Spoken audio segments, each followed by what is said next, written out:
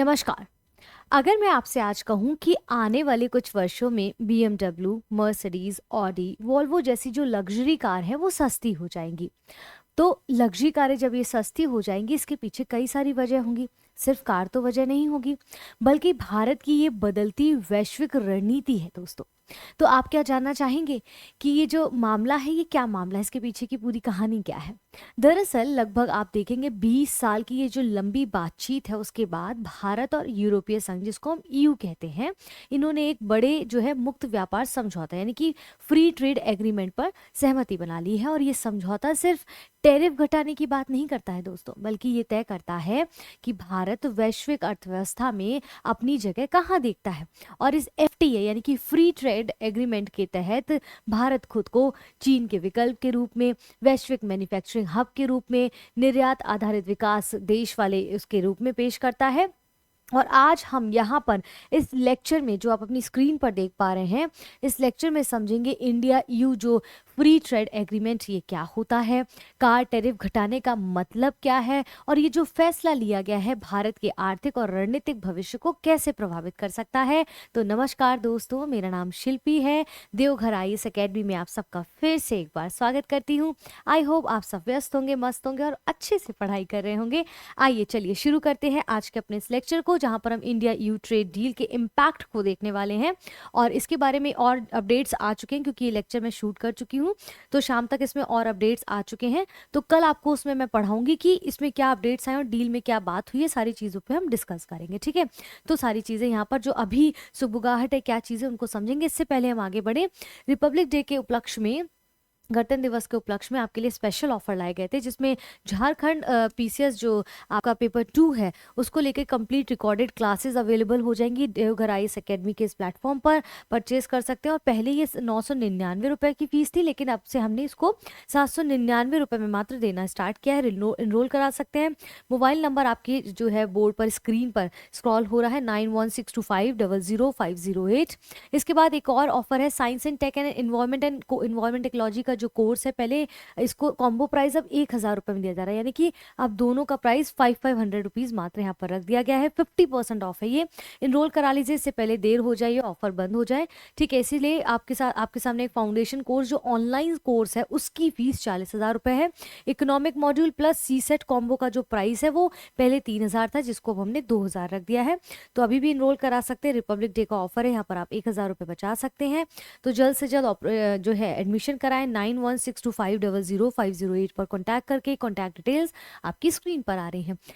तो चलिए शुरू करते हैं आज के अपने इस टॉपिक को। यहाँ पर देखिए, जैसा कि मैंने बताया कि आखिरकार क्या हुआ, ये जो ईयू और भारत की जो ट्रेड डील चल रही है, ये इस समय पे क्यों आई है? क्या इससे पहले कोई सुगबगाहट थी? तो बिल्कुल थी, क्योंकि 2 दशकों तक ये चल कर, ये रुक रुक कर ये बातचीत हुई। उसके बाद ये 2007 में आप देखेंगे, एक लंबे समय के बाद, उस 2007 में शुरू हुई ये डील, इनकी बातचीत इस पे होना शुरू हुई और कुछ वर्षों तक ये फिर से ठप हो गई। 2007 में ये फ्री ट्रेड को लेकर बातचीत शुरू हुई, फिर ठप हो गई, और फिर इसके बाद फ्री ट्रेड एग्रीमेंट पर बातचीत सफलतापूर्वक पूरी कर ली गई। 2013 में भी इस पर बातचीत हुई थी। फिर 2022 में लगभग इस पर बातचीत जो है संपन्न हुई। भारत के वाणिज्यिक सचिव जो राजेश अग्रवाल ने पुष्टि की कि जो एग्रीमेंट है, उसका मसौदा यानी कि ड्राफ्ट है, उस पर मूल रूप से सहमति बन चुकी है इस टाइम। और ये जो पूरी घटनाक्रम है, भारत और ईयू के जो इकोनॉमिक रिलेशन है, उसको एक और अच्छे पत्थर का महत्वपूर्ण मील का पत्थर माना जा रहा है, यानी कि मील का पत्थर समझा जा रहा है। बहुत बड़ा एग्रीमेंट होगा अगर ये हो जाता, जो कि अभी बातचीत हो रही है उस पर। वर्तमान में समझौता जो है कानूनी जांच यानी कि लीगल स्क्रविंग की प्रक्रिया से गुजर रहा है, यानी कि जो ईयू के जो देश हैं और क्या कहते हैं जो भारत है, वो अपने अपने लीगल तरीके से इसको जांच पड़ताल रहा है कि क्या इस पर करना चाहिए, जो प्रोविजंस हैं उस पर वो काम कर पाएंगे या नहीं। उनको अंतिम रूप से जांचने पड़तालने की काम चल रहा है, और इसके बाद आवश्यक मंजूरियां कुछ होंगी, एग्रीमेंट्स होंगे, उनके मिलने पर ऑफिशियल इस पर साइन हो जाएगा, जो कि आज शाम तक हो भी गया होगा या होने वाला है। ठीक है, उसके बारे में हम कल भी देख सकते हैं। तो व्हाट हैज हैपेंड, तो हमने देखा ये सारी चीजें हुई हैं। इनकी कुछ टाइमिंग रही है। अधिकारियों ने कहा है कि भारत और ईयू यानी कि यूरोपियन यूनियन जो शिखर सम्मेलन है वो आम तौर पर आप देखेंगे कि 27 जनवरी के आसपास में ये होना था, ठीक है, जो कि हुआ भी है। इसकी औपचारिक घोषणा की जा सकती है, जो कि हो गई है, यानी कि आज 27 जनवरी है। अगर ये सभी प्रक्रियाएं समय पर पूरी हो जाती तो 2026 में जो ये कॉन्ट्रैक्ट है उस पर साइन कर दिया जाएगा आज। और घरेलू मंजूरी यानी कि इंडिया के अपने अंदर जो भी वक्तव्य होंगे, जो भी डिसीजन होंगे और यूरोपीय संसद की जो पुष्टि होगी, उसके बाद ये समझौता जो अग्रीमेंट होगा, फ्री ट्रेड एग्रीमेंट, वो 2027 से लागू होने की संभावना है। ये नहीं कि आज साइन होगा शाम को, कल से इम्प्लीमेंट हो जाएगा, नहीं भाई, प्रोसेस है, इट्स अ लॉन्ग प्रोसेस, क्योंकि इतना बड़ा अग्रीमेंट है तो समय लेना बहुत ज़रूरी है, क्योंकि कई सारे डिसीजंस ऐसे होते हैं जिन पे समय लेना बहुत ज़रूरी होता है। तो यहाँ पर ये लोग यही करेंगे, लेकिन अग्रीमेंट पर साइन हो जाएगा, तो कुछ टाइमलाइंस है उनको फॉलो करेंगे, ठीक है। अब ये स्कोप क्या होगा, इससे भारत और यूरोपियन यूनियन का जो फ्री ट्रेड एग्रीमेंट है, इससे क्या स्कोप होगा, क्या दायरा होगा। तो ये समझौता केवल टैरिफ घटाने की तक सीमित नहीं होगा कि टैरिफ घट गया और माल आसानी से पहुंचेगा, कम पैसों में पहुंचेगा इत्यादि, ये सब चीज़ें नहीं, बल्कि बहुत ज़्यादा व्यापक स्तर पर कई सारे एरियाज में ये इफेक्ट इसका देखने को मिलेगा। जैसे न केवल कार्स में, बल्कि हम भारत से जो निर्यात होंगी चीज़ें उन पर भी देखने को मिलेगा। जैसे वस्तुओं पर टैरिफ, अगर भारत और ईयू के बीच में व्यापार होना के अधिकांश जो वस्तुएं होंगी वो आयात शुल्क में कमी और समाप्ति हो जाएगी। जैसे कि भारत से कपड़ा, चमड़ा, जूता, जो रत्न है, आभूषण है, ठीक है, जो रसायन है, इलेक्ट्रॉनिक्स है, जैसे निर्यात को ईयू बाजार में बहुत ज़्यादा वरीयता मतलब प्रायोरिटी पे रखा जाएगा, उनसे खरीदने की बात की जाएगी, ठीक है। Indian export such and textile, leather, footwear, gems और जो ज्वेलरीज है, करंटली क्या है, EU tariff on many labour intensive India products are relatively around 10% तक ईयू जो है हमारे इन चीज़ों पे लेबर जो इंटेंसिव हैं उन पर 10% का टैरिफ लगाता है, which the tariff aims to reduce, जो कि माना जा रहा है कि आने वाले समय में इसका उद्देश्य है कि इसको कम कर देगा, ठीक है। जैसे ईयू श्रम प्रधान जो भारतीय जो उत्पाद है उन पर 10% का जो टैरिफ है वो आने वाले समय पे कम करेगा। उदाहरण के लिए जैसे ऑटोमोबाइल टैरिफ्स हैं, ठीक है। भारत जो है यूरोपियन कारों पर लगने वाले जो बहुत हाई टैरिफ्स होते थे शुरुआत में लगभग 40% तक घटाएंगे इसको एग्रीमेंट होने के बाद। फिर हो सकता है कि बाद में आने वाले समय पे धीरे धीरे से 110% है, फिर उसको कम करेंगे, थोड़ा थोड़ा रिड्यूस करते रहेंगे और अंततः इसको 10% पर लेकर आएंगे। यानी कि जो इलेक्ट्रिक व्हीकल्स हैं उनको कुछ समय तक संरक्षित रख सकते हैं, क्योंकि इलेक्ट्रिक व्हीकल्स जो हैं उनका यूरोप में बहुत बड़ा मार्केट है।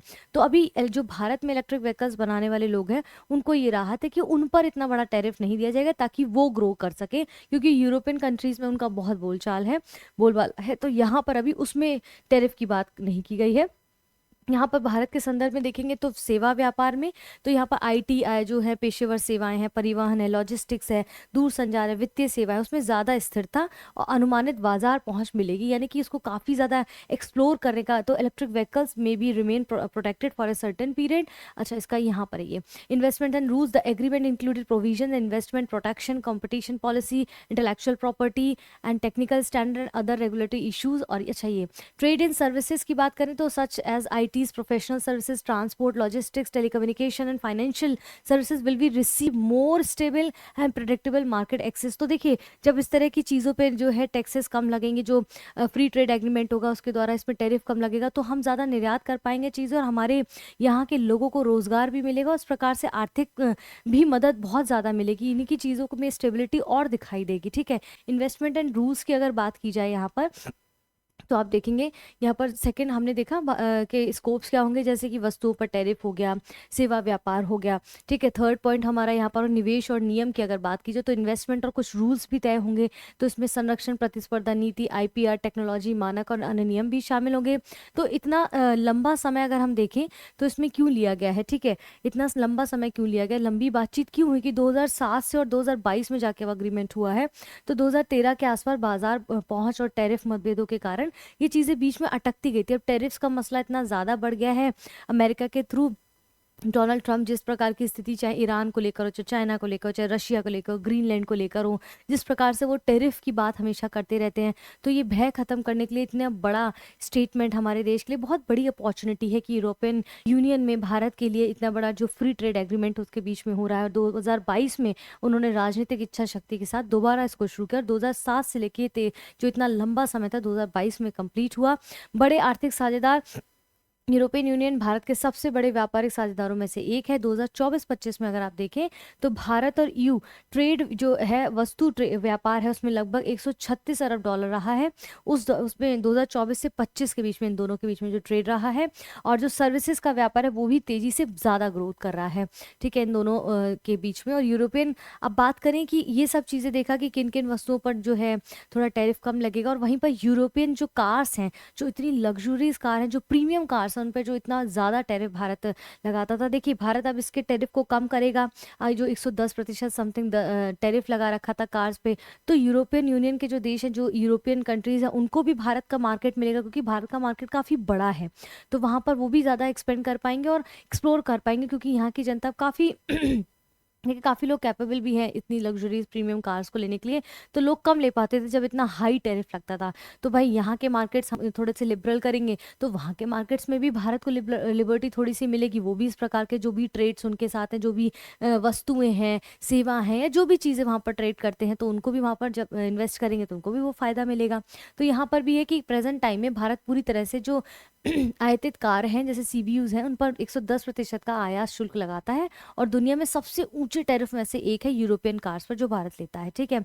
तो बदलाव क्या होगा, कुछ जो ईयू की जो कार्स है यूरोपियन यूनियन की, उनका शुल्क तुरंत 40% कर दिया जाएगा, और धीरे धीरे समय के साथ धीरे धीरे स्टेज वाइज इसको 10% तक इसका टैरिफ लाया जाएगा। यानी कि शुरुआत में ये कटौती लगभग 15 से 18 लाख से ऊपर की कीमत वाली जो गाड़ियां हैं, प्रीमियम लग्जरी कार है, उन पर लागू होंगी, फिर धीरे धीरे और उनकी जो कार्स होंगी उन पर काम करेंगे, ठीक है।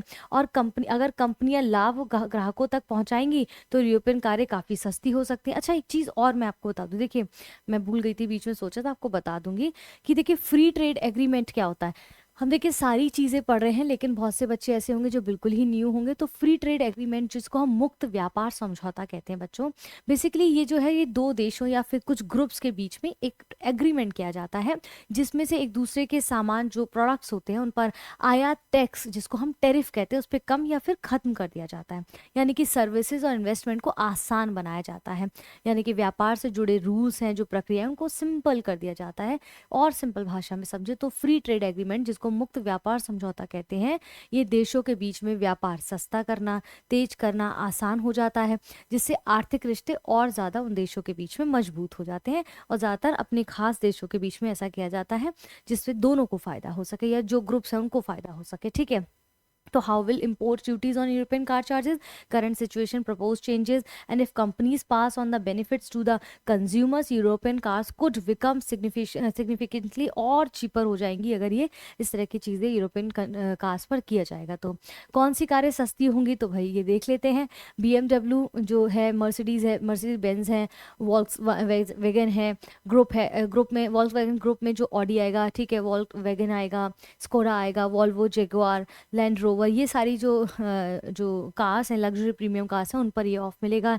ये कंपनियां भारत में कई कारें यानी कि पूरी तरह से आयातित करती हैं, जिन पर अभी तक ऊंचा टैरिफ लगता है 110%। जैसे मैंने कहा, कितनी कीमत घट सकती है, तो रिपोर्ट्स के मुताबिक ऐसा माना जा रहा है कि हाई एंड मॉडल्स की जो कीमत है 10 से 25 लाख है, उससे ज़्यादा तक का कम हो सकता है यहाँ पर टैरिफ। 10 से 15 लाख बहुत होता है, इतने में तो जो एक मिडिल फैमिली है या मिडिल से थोड़ी अपर मिडिल फैमिली है, वो इसमें तो पूरा एक कार परचेज करती है। तो सोचिए जो लग्जरी कार्स है उस पर इतना % ऑफ हो जाए, मतलब इतना पैसा कम हो जाएगा उस पर, ठीक है। तो how much good price fall, तो हमने देखा इतना हो सकता है 10 to 25 लाख और मोर इवन, ठीक है।